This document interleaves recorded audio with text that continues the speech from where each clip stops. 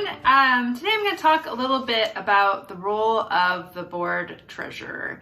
Coming up in a few weeks, I'm going to be on a panel for Oregon Society of CPAs about joining boards, trying to encourage more CPAs to find their passion and volunteer and get involved in board service.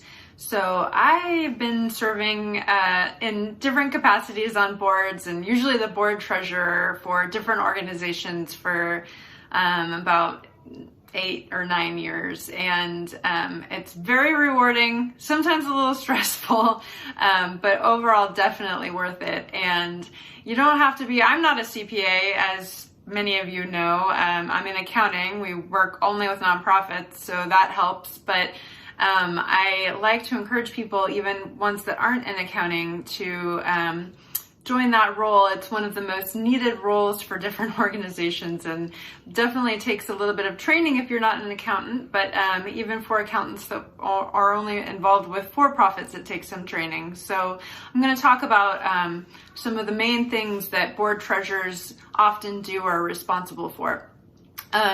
Just like with any board position, the duties of a treasurer is going to vary based on the activity of the board, based on the size of the board.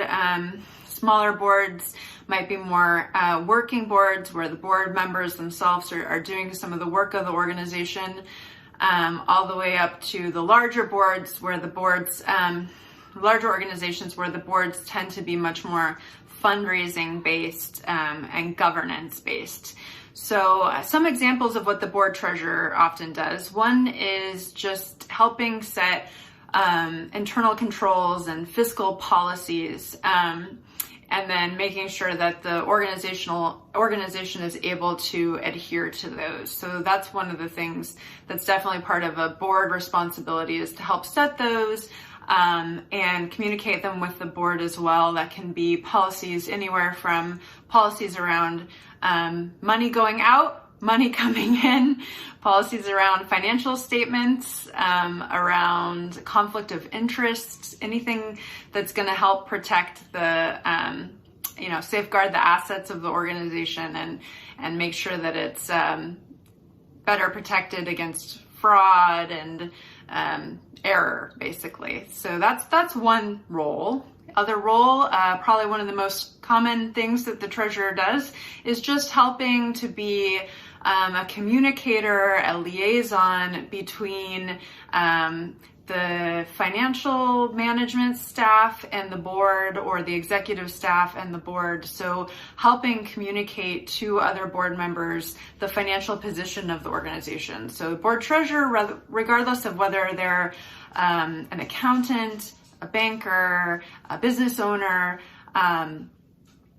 just a community member, in any of those capacities, they need to understand financial statements, nonprofit financial statements, which are different than for-profit financial statements, and be able to kind of communicate that to the board, because the whole board, not just the treasurer, is responsible for, making sure that the organization's in a good position financially. And so oftentimes board members don't have experience with financial statements and need help understanding them. So being able to communicate those statements to the board is a big part of the board treasurer role.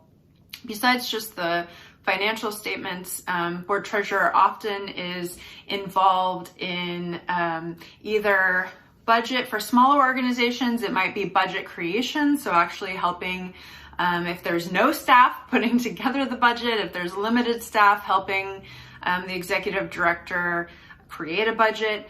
Or for larger organizations where the budget is very based in the work of the staff, I see the board treasurer's role as really checking the budget for saneness, for reasonableness. That's probably a better accounting word. Making sure it kind of holds up, that it makes sense.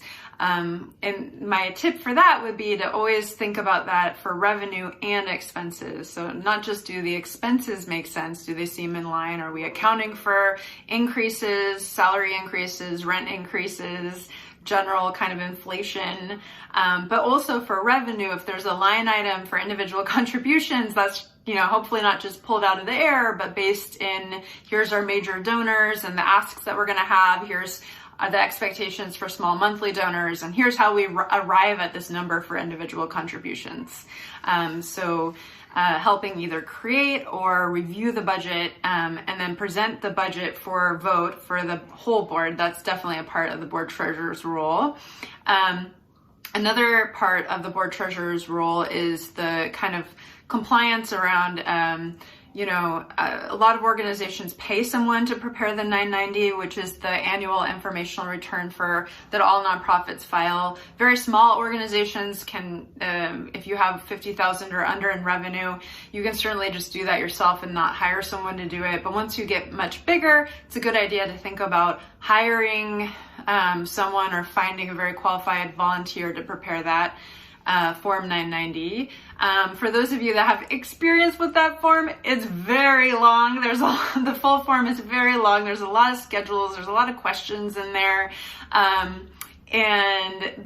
But there is a question on the 990 in the governance section, which actually asks if the 990 was presented to the board before filing, and a lot of, usually you want to answer yes. So I think of the part of the board treasurer's role is knowing what to look for in a 990.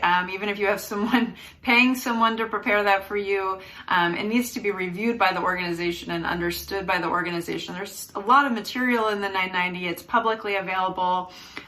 There's program accomplishments are in the 990. Like I already mentioned, there's a whole section on governance, making sure that that's right, making sure the numbers are correct, that functional allocation, check out my video on functional allocation of expenses for nonprofits, which I did recently to learn more about that is making sense and done correctly. So, the board treasurer should be able to review that with management or for a smaller organization by themselves and help communicate it to the board. Same with audits. A lot of nonprofits get an independent audit by a CPA. And similarly, the audit itself, any findings in the audit, all of that, the board treasurer often acts as the communicator in chief of those types of things, audit, 990, financial statements, budget, for the full board. And so those are kind of some of the big main roles of the treasurer that I just wanted to go through. Again, depends on the organization's size and activity and staffing structure, what that member is going to do, but those are definitely some of the big main things. And so I hope you found this helpful. Check us out, www.smjones.com, to learn more. If you have any suggestions for future videos, go ahead and email us at hello@smjones.com. Okay, thanks.